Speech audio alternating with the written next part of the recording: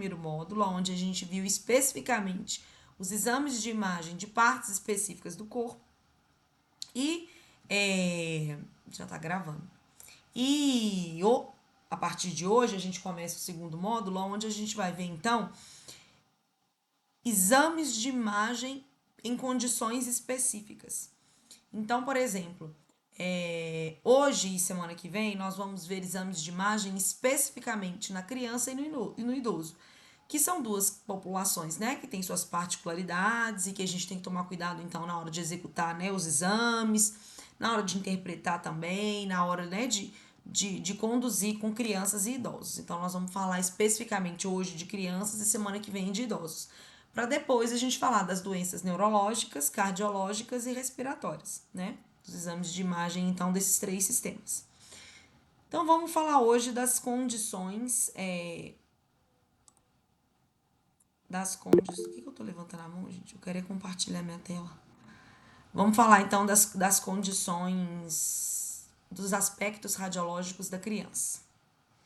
Deixa eu abrir minha aula aqui, que eu tive que desligar e ligar o computador. Vocês estão vendo minha tela?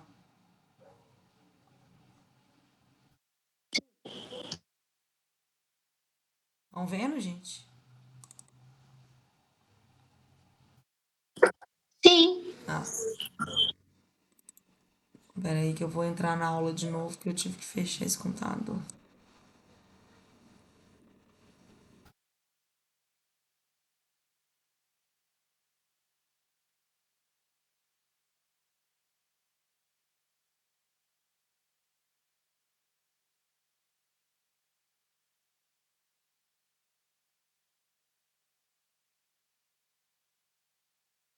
Aí.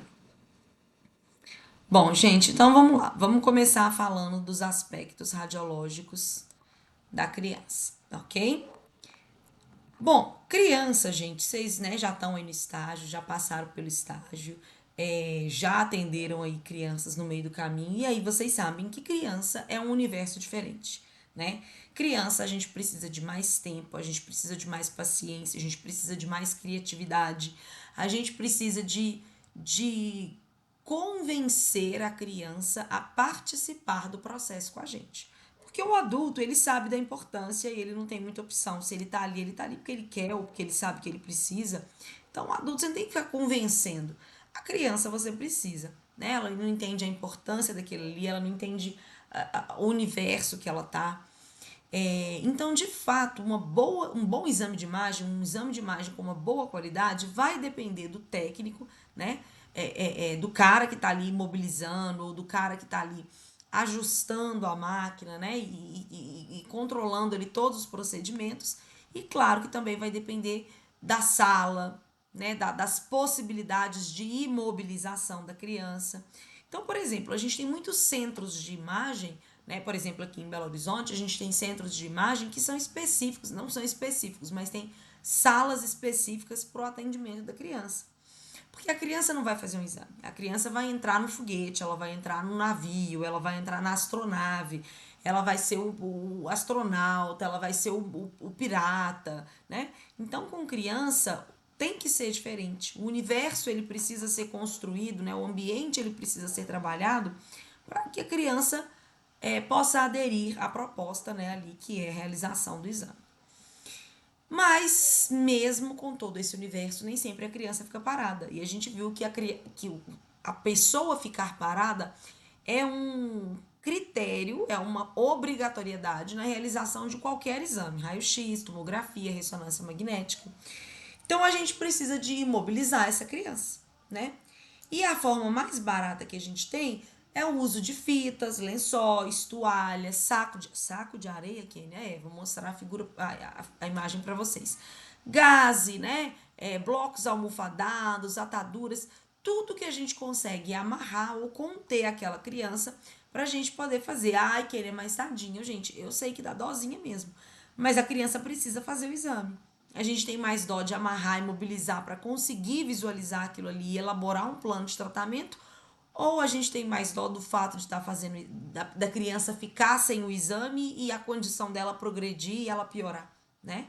Então a gente precisa sim usar muitas vezes a imobilização com as crianças. Então, ali mostrando, né? Bandagem compressiva, né? Aqui amarrando, segurando todo o corpinho da criança.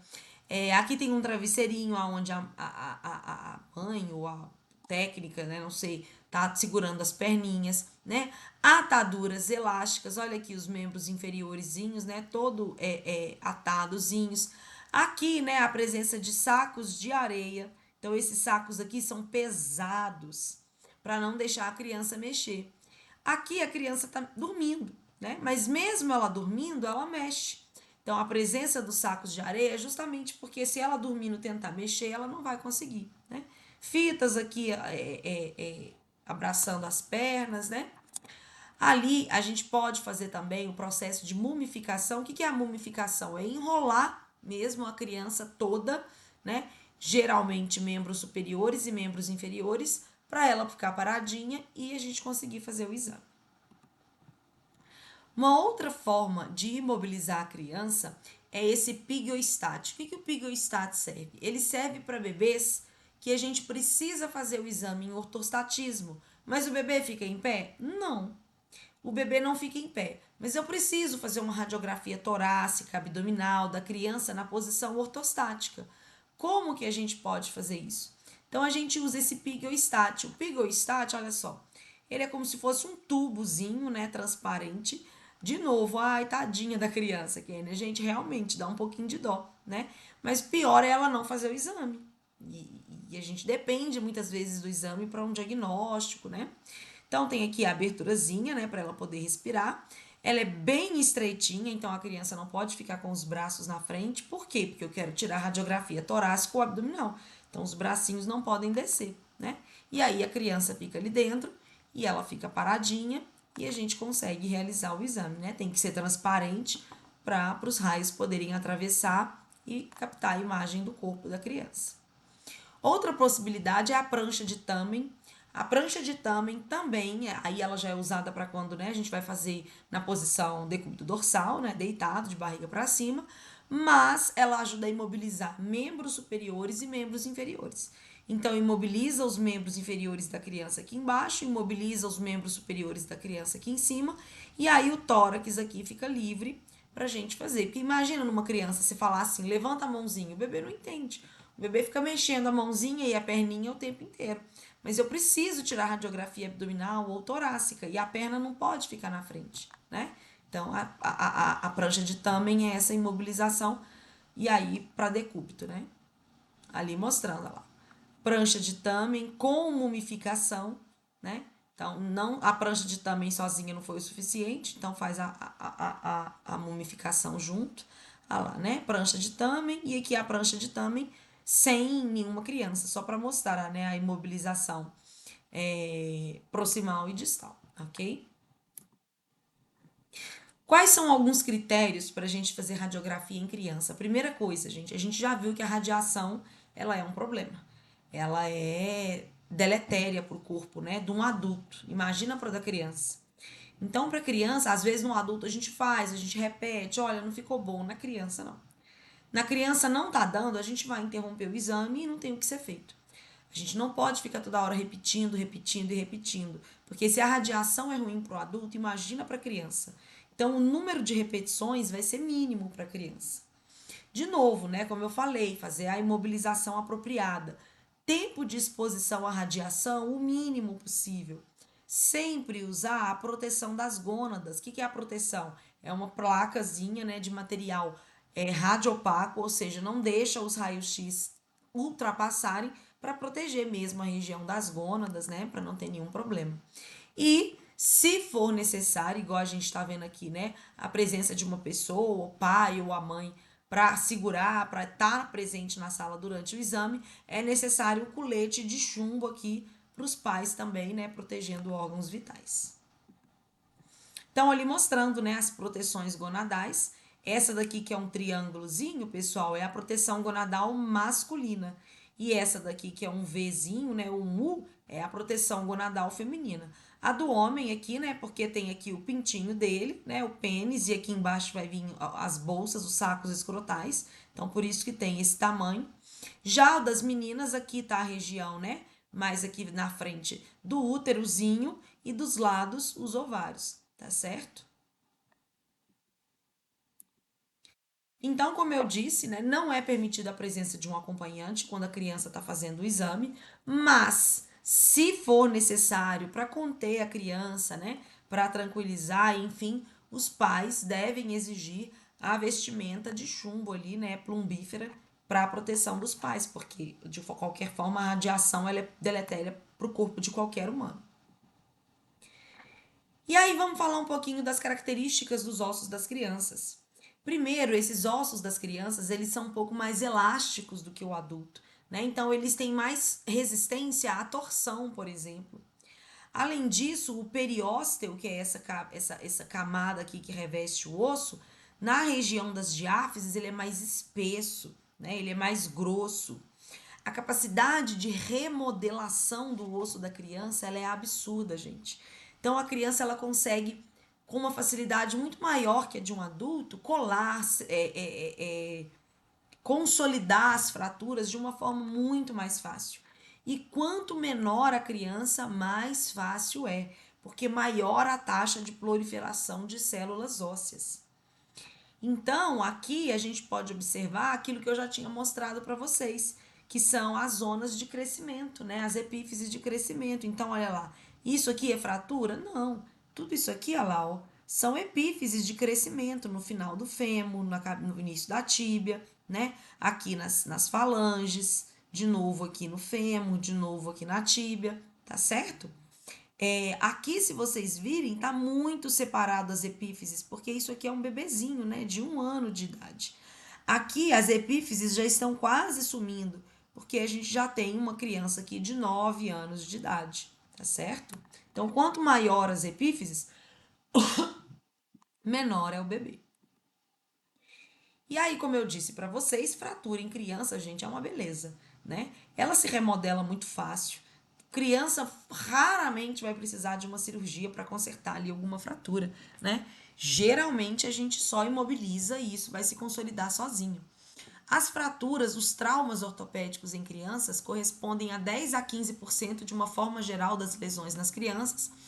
E essas fraturas estão localizadas principalmente no rádio, depois no úmero, depois na tíbia, depois na clavícula e por último no fêmur. O rádio, então, é aquela fratura que mais, né, acontece na criança, porque a criança cai e vai imediatamente com o bracinho no chão, né, o antebraço. Por isso que o rádio é o mais fraturado. O rádio, porque ele é um pouco mais fino que a ulna. E aí, uma coisa que é importante da gente falar na criança é a questão dos maus tratos. Maus tratos em criança, né, em qualquer pessoa, na verdade. Mas a criança e o idoso são populações mais susceptíveis a esse tipo de situação. Então, o que é maus tratos? Né? É quando qualquer adulto, cuidador ou qualquer pessoa que tenha uma vantagem, né, física ali sobre aquela criança possa, né, fazer alguma ação que vai resultar em algum dano para o desenvolvimento físico, emocional, intelectual, moral ou social da criança. Isso então significa que não é só bater que é maus tratos, né? Você coagir, você xingar, você humilhar, você, né, denegrir a criança, enfim, qualquer atitude que possa resultar em um dano emocional, né, em um dano psicológico, também é maus tratos. E aí, então, os maus tratos podem ser classificados como físico, emocionais, né, que são os psicológicos, os sexuais, que é quando tem as questões de abuso sexual, e o de negligência. Negligência é você simplesmente, né, omitir ou abandonar a criança quando ela não tem idade suficiente, nenhuma criança tem idade suficiente para se virar sozinha, ok? Então, o Ministério da Saúde do Brasil, ele obriga qualquer profissional da área da saúde a notificar qualquer caso que ele perceba de violência contra a criança ou adolescente. Se ficar provado que o profissional da saúde sabia daqueles maus tratos e não notificou, não denunciou, o profissional, ele pode, né, receber uma multa de 3 a 20 salários de referência, aplicando-se, né, o dobro em caso de reincidência. E se isso for para a justiça, o profissional da saúde pode, inclusive, responder de forma jurídica caso, né, fique provado que ele sabia, que ele tinha como, né, ele viu aquela situação e se omitiu. Então, como que se caracterizam, né, ali as fraturas nas crianças com maus tratos? As fraturas, elas são a segunda maior forma de apresentação das crianças com maus tratos. Então, a gente vai ter, óbvio, né, os hematomas, as escoriações. A segunda lesão mais frequente em crianças que sofrem maus tratos são as fraturas. Qual que é o padrão dessas fraturas? Geralmente são fraturas na metáfise, né, na diáfise ali do osso. Geralmente são várias fraturas. Então você pega ali um raio-x, aquela criança tem várias fraturas. Mas sabe como que são essas fraturas? Fraturas que estão em diferentes estágios de consolidação, o que indica que essa criança sofreu essas fraturas em momentos distintos. E se ela sofreu fraturas em momentos distintos, isso significa que ela tem sofrido forças externas periodicamente, que tem causado fraturas em momentos distintos. Uma fratura num momento, outra fratura em outro, né? Geralmente são fraturas de ossos longos, né, em crianças em idades pequenas, que representam ali então os maus tratos físicos. Então, quais são esses sinais, né, de maus tratos na criança? Múltiplas lesões agudas, então na pele mesmo, hematoma, escoriações, mordidas, queimaduras, edemas. História prévia de abuso, então é uma criança que você já atendeu ou que está ali no centro de saúde, já tem ali um diagnóstico, já tem um histórico ali desse assunto, desse problema. Criança muito agitada, criança muito agressiva, né? Ou seja, alterações comportamentais. Como eu disse, presença de múltiplas fraturas e principalmente essas fraturas em estágios diferentes de cicatrização. Isso significa que se está em estágio diferente de cicatrização, é porque a fratura foi feita também, as fraturas aconteceram em momentos diferentes. Então significa que essa criança está sofrendo forças externas frequentes que têm gerado fraturas frequentes, principalmente no fêmur, na tíbia e no húmero, porque a gente viu que o antebraço, o rádio, é o que mais a criança fratura quando ela cai, tá correndo, machuca. Agora, fratura de fêmur, tíbia e húmero não são tão comuns assim em criança. Se a gente observa, pode ser, né, um indício de maus tratos. E aí, então, quais são os achados radiológicos anormais na criança? Primeira coisa, né, gente? A gente tem que tomar muito cuidado. Criança coloca as coisas na boca. E se ela coloca as coisas na boca, ela engasga. E, gente, eu digo isso pra vocês, a gente tem que tomar muito cuidado. E aí eu abro um parênteses do cuidado que a gente tem que ter durante um atendimento com um brinquedinho. Isso é muito sério, né? Na semana passada, a Lara ela me mostrou, ela queria chupar uma balinha, ela me mostrou a balinha, que ela não chupa escondido, né? Ela não tem hábito de chupar bala, essas coisas, nunca tomou refrigerante, enfim, né? Ela não tem curiosidade, então muitas coisas a gente também não apresenta, porque a gente sabe que não faz bem. Mas enfim, essas balinhas, tipo balinhas, ela não chupa essas balas duras, tipo bala esquis, essas coisas ela nunca chupou. Não, nunca chupou chicletes, enfim. Mas essas balas macias, né? Tipo Fine, essas balinhas de goma, ela gosta. E de vez em nunca eu deixo, né? E aí ela achou uma balinha dessa aqui em casa, me perguntou se podia. E eu deixei, ainda mais que ela veio me pedir, né? Então a gente dá esse voto de confiança pra criança. E aí eu deixei ela chupar essa balinha. E ela tava na minha frente, sentada no colo do Patrick. E eu, a gente sentado assim, um do lado do outro e conversando. De repente, ela começou a. Eu não vi, gente, é uma coisa louca. Eu tava conversando com o Patrick, ela tava a menos de meio metro de mim. E aí, de repente, só quando ela fez assim, sabe? E mamãe, tipo assim, ela não tava 100% engasgada, porque obviamente, senão ela não teria conseguido sair voz nenhuma. Mas eu acho que ela engoliu a bala sem querer. E sabe quando a bala desce, aquele trem grande, né? Desce difícil na garganta, ela foi tentando engolir aquilo ali. Quer dizer, ela quase engasgou. E ela assustou, porque ela viu que ela teve dificuldade para engolir aquilo ali.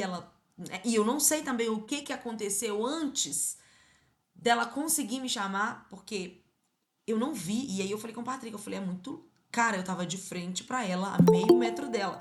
Só que eu acho que eu tava ali olhando pro Patrick, enfim, conversando com o Patrick, e eu não tava olhando pra carinha dela. Enfim, então isso é muito perigoso. A aspiração de objetos em crianças é algo muito grave, que leva a óbito numa prevalência muito grande no mundo, né? Então, principalmente ali durante os atendimentos, ficar 100% atento na criança, né? Ó, desculpa, esqueci de mostrar aqui. Então, aqui mostrando, né? A criança engoliu uma moedinha.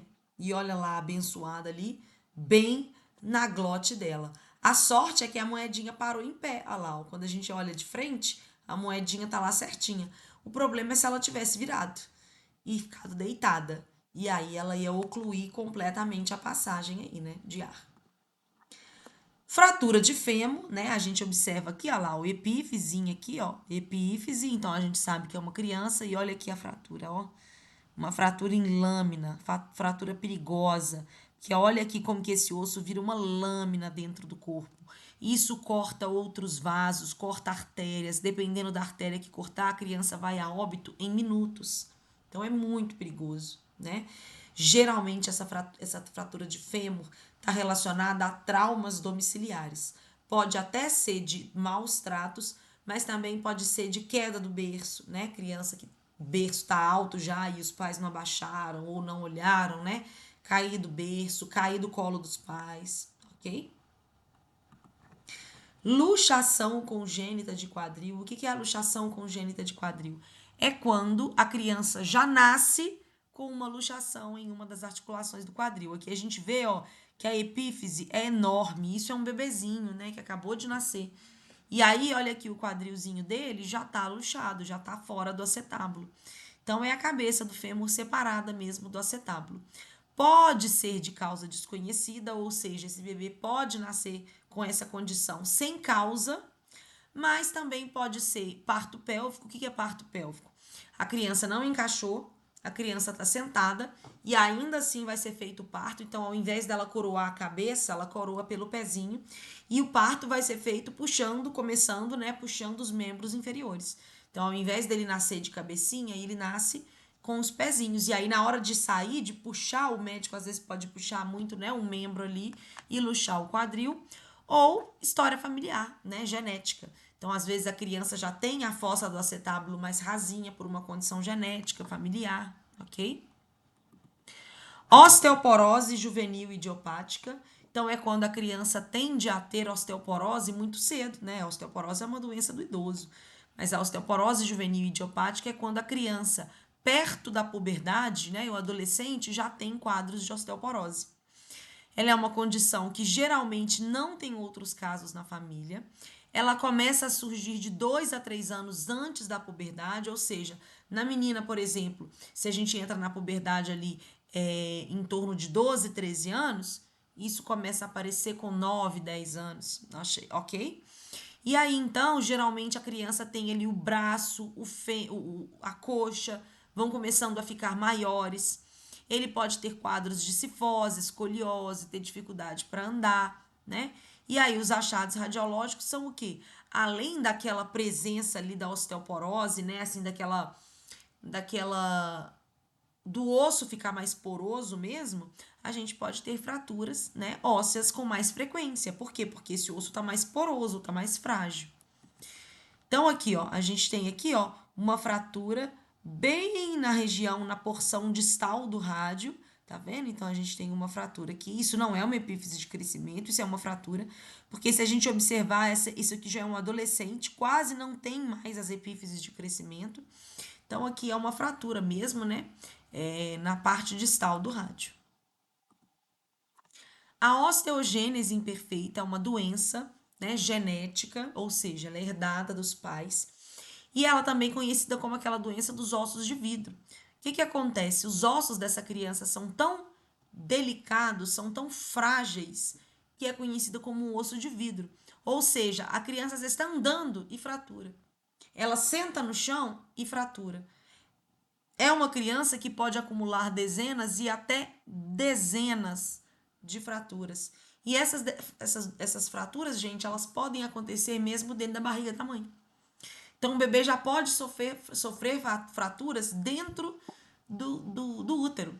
No parto, então, se for um parto normal, ele nem tem indicação, né? Se isso for diagnosticado ainda no parto, o bebê não tem indicação para nascer de parto normal, né? A indicação para ele é de cesárea. Por quê? Porque na hora da passagem ali no canal vaginal, ele vai ter dezenas de fraturas, tá certo? É uma deficiência mesmo na produção de colágeno na matriz do osso e faz com que o osso fique muito frágil mesmo. Qual que é o perfil desses ossos da criança? Então, olha lá, ó, os ossos da criança com osteogênese imperfeita, eles tendem a ficar mais longos e curvos. Olha o tamanho dessa tíbia e olha como ela é fina e longa e curva, né? Olha a fíbula. Aqui, se a gente observar, já tem uma fratura em consolidação. Olha o calo ósseo, ele já teve fratura aqui. Ele já teve várias fraturas aqui. Ele tem até um fixador interno dentro do osso para as fraturas. Tá vendo? Se a gente observar, a gente vê uma série de ondinhas aqui no osso, né? Então, essa é uma radiografia de uma criança com osteogênese imperfeita. A condroplasia é o nanismo, né? Popularmente chamado de nanismo. Então, também é uma doença genética, né? Que consegue ser diagnosticada ainda no bebê, no feto intrauterino, né? O médico, através dos exames de ultrassom, né? De imagem, consegue identificar a presença da acondroplasia. Então, é a formação diminuída mesmo das placas de crescimento, ou seja, a criança não vai atingir a estatura esperada para ela quando ela estiver ali, né, na fase de crescimento. Quais são as características de um bebê, de uma criança com acondroplasia? Primeira coisa, os ossinhos são mais curtos, né? Eles são mais achatados, inclusive os ossos da mão. Uma característica que é importante é que na criança com acondroplasia, o dedo médio dela, né, que é o terceiro dedo, o dedo do meio, ele fica mais separadinho dos outros. A gente chama isso de mão intridente. O que acontece? Olha lá, ó. Primeira coisa, olha como os ossos são pequenininhos, são achatadinhos, né? São curtinhos. Então, aqui a gente tem aqui tíbia com a fíbula, aqui a gente tem o fêmur, né? Então, aqui, ó, de novo, a gente tem a tíbia com a fíbula, tá vendo? Então, são ossos pequenininhos, achatados. Além disso, olha aqui a mão, como que as falanges também são curtinhas. Lembra que eu mostrei o terceiro dedo mais, que eu falei, né, do terceiro dedo separadão? Aqui a gente tá vendo um terceiro dedo também mais separado. Eita, certo, gente? Tranquilo até aqui? Já tá acabando, né? Que o nosso tempo também já tá no limite. O pé torto congênito é quando a criança tem o pezinho torto, né? Geralmente é por causa da posição intrauterina, então dentro do lado da barriguinha da mamãe, ele fica com esse pezinho torto e à medida que vai crescendo ali dentro da barriga, né, o espaço, o pezinho vai ficando, né, tortinho e com a compressão ali mecânica dentro do útero, o pezinho acaba, né, ficando nessa posição. Mas pode ser também por infecções virais, deficiências vasculares, alterações musculares do bebê, alterações neurológicas, se ele tiver algum diagnóstico, né? Enfim, e aí aqui, ó, no raio-x, a gente vê mesmo um desalinhamento ósseo.